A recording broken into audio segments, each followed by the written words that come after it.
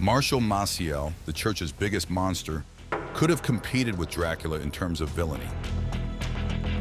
With a rap sheet longer than the Vatican's hallways, Martial's legacy reads like a horror story, packed with betrayal, duplicity, and plenty of controversy. I think Father Masiel used money the way some politicians do in spreading it liberally to buy support, both for himself and his religious order. Masiel's story is a disturbing reminder. It's important to note that this story may not be suitable for devout individuals who are sensitive to controversial topics. Early life. Martial was born into the vibrant tapestry of Cotija, Michoacan, Mexico, and emerged as the youngest scion of a dynasty entrenched in Catholic Church traditions. His family tree glowed with ecclesiastical luminaries, including countless kin who wore the robe and 4 venerable uncles who rose to the esteemed post of bishop. But beneath the lavish facade of adoration, Masiel's early years were enveloped in a whirlwind of adversity. In the furnace of his boyhood, Masiel faced the brutal specter of paternal scorn, his father's spiteful comments etching deep furrows in his fragile spirit. Instead of offering sympathy, his siblings used lashes as tools of discipline, administering punishment at the demand of their dad. And so, under the scorching sun of the sugar fields, Masiel labored, the terrible labor supposed to reinforce his sinews. But unseen to all, the seeds of his downfall were sown. It was said in hushed tones that even the shelter of his father's ranch was not immune to the insidious tendrils of abuse, as Masiel himself fell victim to the lecherous predations of those entrusted with the care of animals. Despite the shadows of his turbulent background, Masiel's ancestry bore witness to a heritage linked with sacredness. Masiel was a grandnephew of Bishop Rafael Guizar y Valencia, whose canonization would one day illuminate the annals of Catholic adoration. However, behind the surface of this piety was a cryptic nexus of intrigue, where rumors of Masiel's teenage misdeeds echoed like restless spirits. Legend surrounds Masiel's transition into adulthood with whispers of discord, whispers that echo beyond the depths of time, leaving behind a tapestry of mystery. In the twilight of his adolescence, a storm erupted between Masiel and his illustrious uncle, Bishop Guizar, their discordant voices mingling in the corridors of familial conflict. It was a meeting rife with disapproval, as Guizar, enraged by the claims of angry neighbors, blamed his nephew for the chaos that followed him. And as the final notes of their argument drifted into the air, Guizar's fate was sealed with the chilly embrace of a heart attack, leaving whispers of guilt that lingered like specters in the night. Masiel's path to priesthood was a winding one, plagued with mystery and whispered insinuations. Expelled from 2 seminaries, the grounds for his humiliating exits veiled in a dense cloud of secrecy, Masiel's ascension to the Holy Mantle was a tribute to fate's mysterious workings. Masiel's ordination took place in the hallowed precincts of Mexico City, thanks to the generosity of a bishop uncle. Horrifying allegations. In the annals of ecclesiastical history, 1976 is remembered as a watershed year characterized by the brave gesture of Juan Vaca, a former student of Masiel, who dared to confront the phantom of abuse that had long haunted the hallways of piety. With shaking hands and a heavy heart, Vaca wrote a 12-page indictment letter detailing the horrible torture he and 20 other innocent souls endured at the hands of their adored master. Despite the severity of his claims, Vaca's call for justice went unheard, leaving the Vatican halls resonating with the hollow resonance of apathy. Undeterred by the silence that greeted his grief, Vaca began a never-ending battle for redemption, his ardent pleas resonating over the hallowed gates of papal authority. Vaca's dreams were renewed in 1978 when John Paul II was elevated to the pontifical throne, and his voice rose once more in a resounding appeal for accountability. However, like a ship adrift in a sea of apathy, his pleadings for justice were dashed against the rocks of bureaucratic lethargy, the corridors of power remaining immune to his pain cries. In the depths of despair, Vaca refused to succumb to the siren call of resignation, his resolve unshaken by the unrelenting march of time. In 1989, armed with a dossier packed with devastating evidence, he sought refuge in the presence of John Paul II. his remarks a sad witness to the indelible traumas that had marked his spirit. Nonetheless, even as he revealed the depths of his agony, the Vatican remained unmoved, its silence a devastating indictment of involvement. On February 23, 1997, the shifting tide of fate crashed upon the shores of Vatican City, foreshadowed by the Hartford Courant's shattering disclosures. In a harrowing expose that revealed the dark underbelly of piety, 9 brave people emerged from the shadows of silence, their voices a chorus of defiance against the tyranny of abuse. Their charges, a litany of horrors woven into the fabric of their shared suffering, shattered Masiel's sanctimonious facade, which had long protected him from examination. Even as the echoes of their charges resonated through the holy halls of Vatican City, the response was a deafening silence, with the victims' voices drowned out by a clamor of denial. Behind the veil of secrecy, murmurs of collaboration danced like phantoms in the night, their insidious tendrils entangling the hearts of the faithful in a web of deception. Despite accumulating evidence, Masiel maintained his innocence, and his unwillingness to submit to interrogation demonstrated his arrogance of authority. The Legion, his faithful base of support, rose to his defense, raising their voices in a chorus of denial that resonated around the world. Despite the bustle of scandal, a chorus of opposition emerged from among the devout, their voices a bold scream against the powerful's impunity. The appointment of Cardinal Joseph Ratzinger to the helm of the Congregation for the Doctrine of the Faith signaled a shift in authority. However, even as hope appeared on the horizon, the conspiracy was swept under the rug, with the full degree of Vatican involvement disguised by the cloak of secrecy. Vatican's silence. In 1998, a group of individuals, including distinguished academics and retired priests, filed formal complaints against MARCIAL Maciel at the Vatican. However, their efforts were hampered when they learned the next year that the Congregation for the Doctrine of the Faith, led by Cardinal Joseph Ratzinger, had opted not to pursue a direct prosecution. The specific nature of Cardinal Ratzinger's decision-making process, whether it was done freely or under the supervision of Pope John Paul II, is still being determined by the public. The Vatican stayed silent on the issue, while Masiel maintained his innocence but declined to engage in any interviews. In reaction to the claims, Masiel's Legion of Christ, which he established, launched a website accusing the 9 people of conspiring against him. Notably, numerous prominent members of the Roman Catholic Church came to Masiel's defense, denying the charges and condemning the accusers. William Donahue of the Catholic League called the allegations balderdash, while Father Richard John Newhouse of First Things magazine voiced moral certainty in Masiel's innocence. George Weigel, John Paul II's biographer and NBC Vatican analyst, as well as William Bennett, a former Reagan Education Secretary, and Marianne Glendon, a Harvard law professor, all supported Masiel and the Legion of Christ.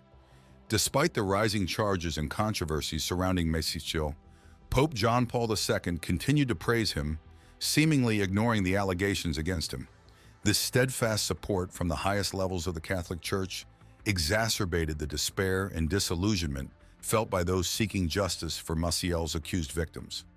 The charges against Masiel, as well as the Vatican's and important Catholic personalities' responses, called into doubt the Church's responsibility and transparency. Many critics stated that the Church's failure to handle the claims effectively perpetuated a culture of secrecy and impunity, allowing those like Masiel to avoid accountability for their acts. Other illicit activities.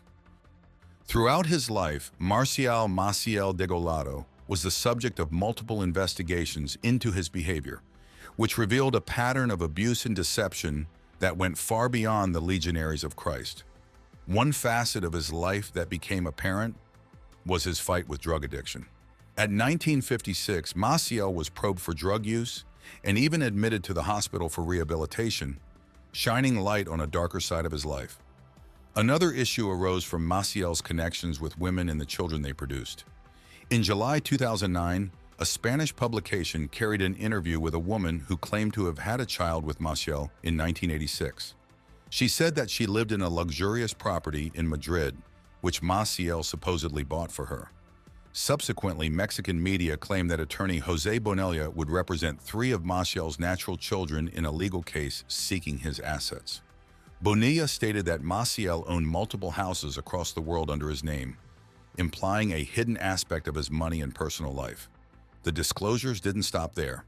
Masiel traveled to Europe with his adoptive and natural sons, Omar and Raul, using the alias Raul Rivas. Shockingly, it was revealed that Masiel reportedly assaulted these sons. However, as teenagers, they allegedly began to resist his approaches, reflecting the severity of their situation. In 1959, Marcial Maciel Degollado released El Salterio de mis Días, which became famous among Legion of Christ members and was largely translated into English. The book was positioned as a memoir recounting persecution experiences, and it served as a monument to Masiel's life and difficulties. However, on December 11, 2009, the Agencia Católica de Informaciones of Lima, Peru, a sister agency to the Catholic News Agency, made a shocking disclosure.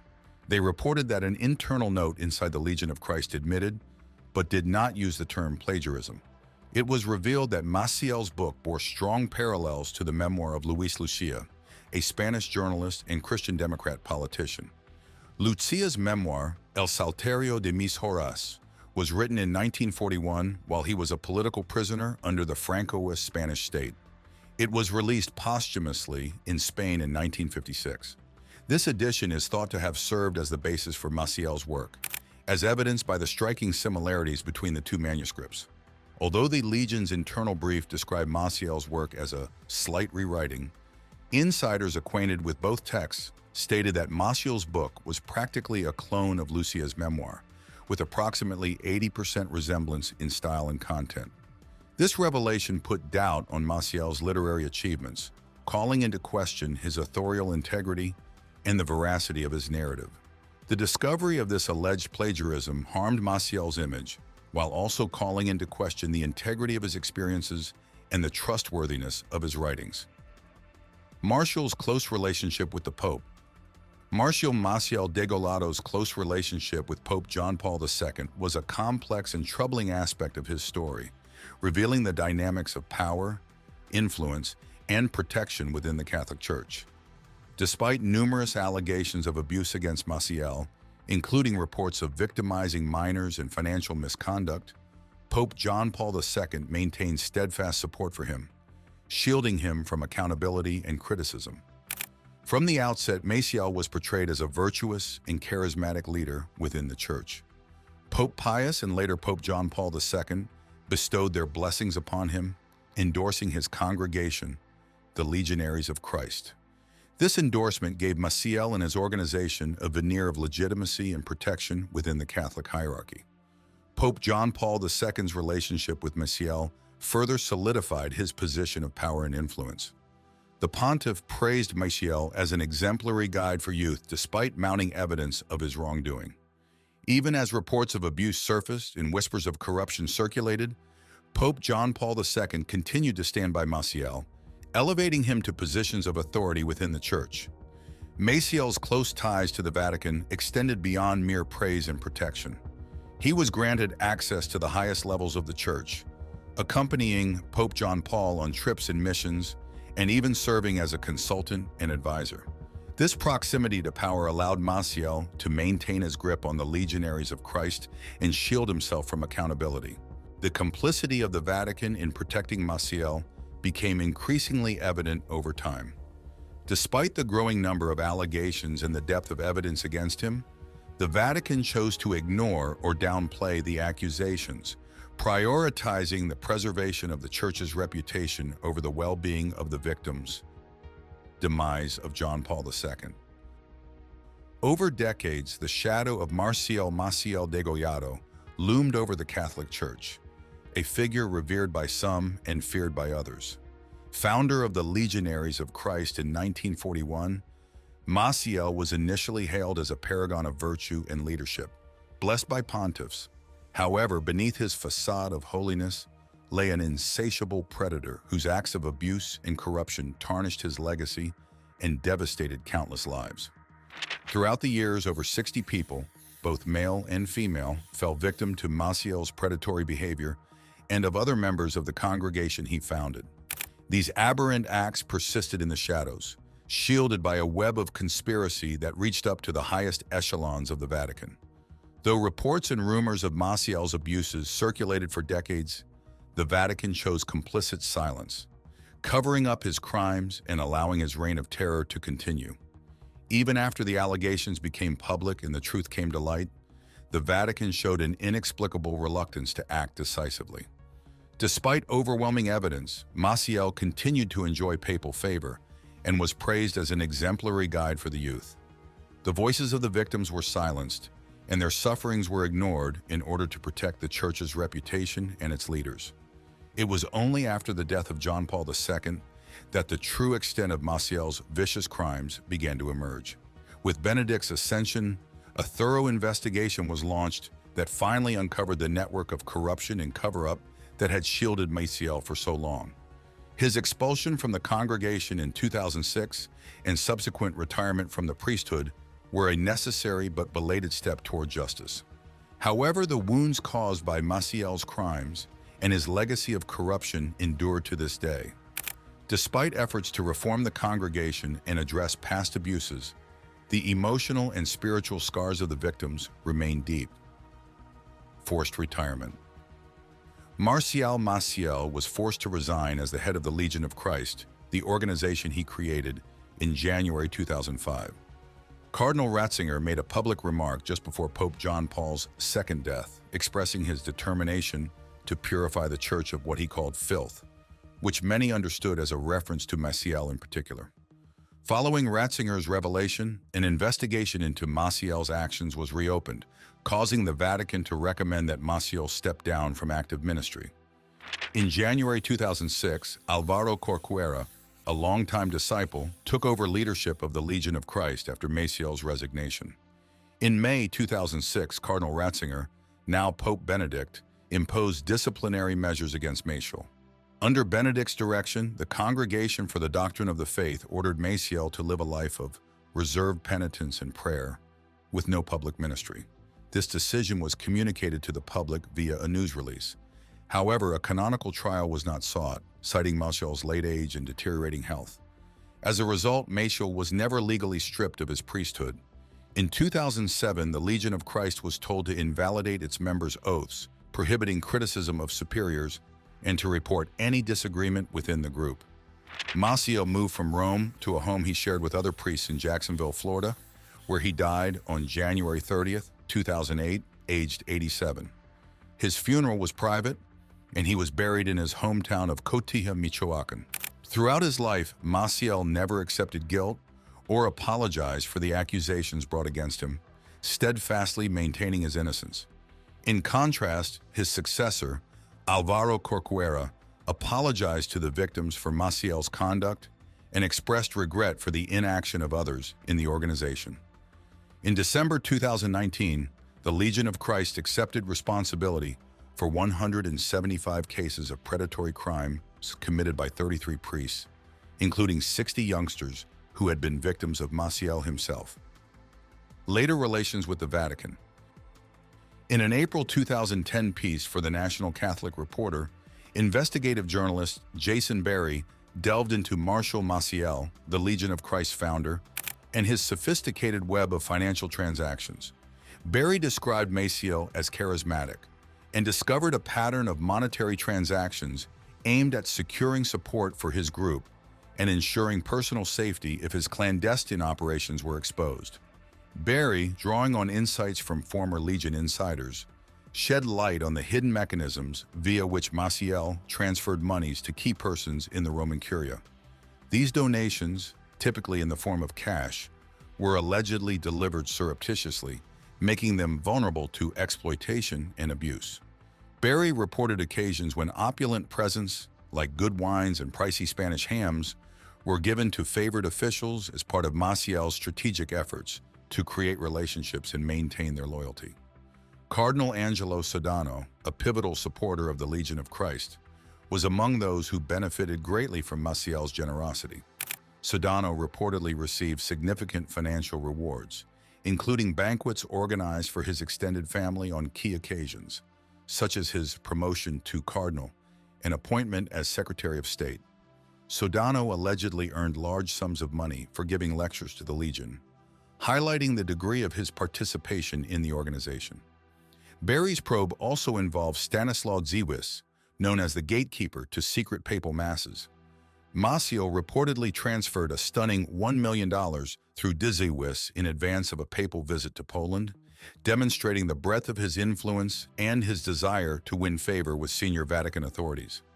Barry's findings were informed by extensive research and collaboration with Gerald Renner, culminating in their seminal work, Vows of Silence, The Abuse of Power in the Papacy of John Paul II, and the accompanying documentary, Vows of Silence, which examined Masiel and the Legion of Christ. Barry demonstrated the cooperation of individuals like Sodano and Dziwisz in maintaining Masiel's machinations through thorough investigation and captivating storytelling, revealing a troubling nexus of power, influence, and financial misconduct within the Catholic Church's highest echelons. Barry's expose revealed the persistent culture of secrecy and corruption that allowed Masiel to operate freely for decades. Denunciation by the Church. Following rising allegations and overwhelming proof, the Vatican, led by Pope Benedict, went on a voyage of reckoning, shining a harsh light on the legionaries of Christ's dark shadows. In March 2009, Pope Benedict issued a resounding demand for accountability in the holy halls of Vatican City, ordering an apostolic visit to the troubled order. 5 bishops from various parts of the world began a journey for truth, which led them to the remote limits of the Legion's territory.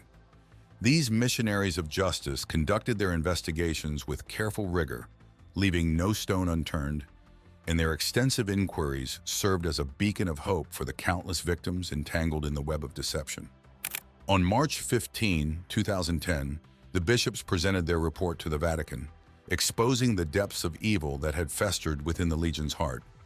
On March 25, 2010, a somber admission of guilt rang through the hallowed halls of the Vatican as the Legion of Christ and the Regnum Christi published a united statement bearing witness to Marcial Maciel's dark legacy. Following this catastrophic finding, the Vatican stood on the verge of a historic choice, its eyes riveted on the yawning chasm of moral guilt. On May 1, 2010, following a 2-day conclave with bishops, the Vatican delivered a thundering declaration, ushering in a new age of accountability within the Legion and Regnum Christi. The Vatican denounced Masiel's immoral double existence, which lacked a moral compass and genuine religious devotion.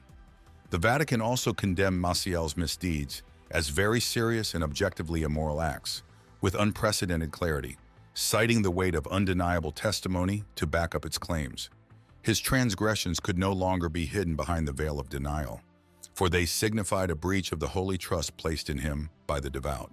Furthermore, the Vatican highlighted the subtle intrigue and keys that had allowed Masiel to elude prosecution for so long, condemning the Legion's establishment of a mechanism of defense that insulated him from accountability and repressed those who dared to speak out against him. The Vatican issued a chilling reprimand, lamenting the lamentable disgracing and expulsion of Masiel's victims, whose voices had been silenced by power and privilege. Despite the harsh condemnation of Masiel's misdeeds, the Vatican sent a ray of hope to his long-suffering accusers. Recognizing the difficulties they faced in their search for truth, the Vatican praised their courage and perseverance in the face of adversity, describing their steadfast devotion to justice as a tribute to the indomitable spirit of the soul. Continued tragedies. Marcial Maciel's demise in 2008 did not bring an end to the controversy surrounding the Legionaries of Christ. Instead, it exposed the organization's long-standing history of abuse and called into question its institutional culture and accountability procedures. The culture of secrecy and obedience that Masiel instilled among the Legionaries of Christ was an important part of his reign's long-term legacy. Members were trained to prioritize allegiance to the organization over everything else, creating a climate in which dissent was discouraged and accountability was non-existent. This culture of silence allowed abuse to go unchecked for decades, leaving survivors to suffer in silence while offenders escaped punishment.